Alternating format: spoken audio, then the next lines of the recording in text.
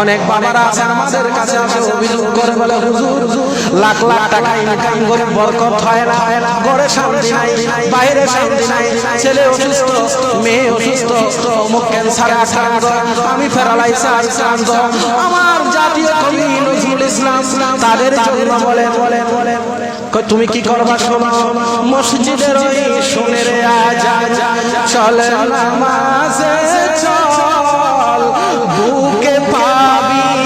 সান্তনা তুই বকে পাবি বল, তোর দিনে গুনে সকল মুশকিল, তোর দিনে গুনে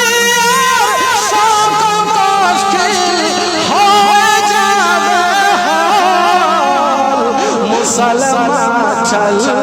নামাজে চল, বলেন না মুসলমান চল,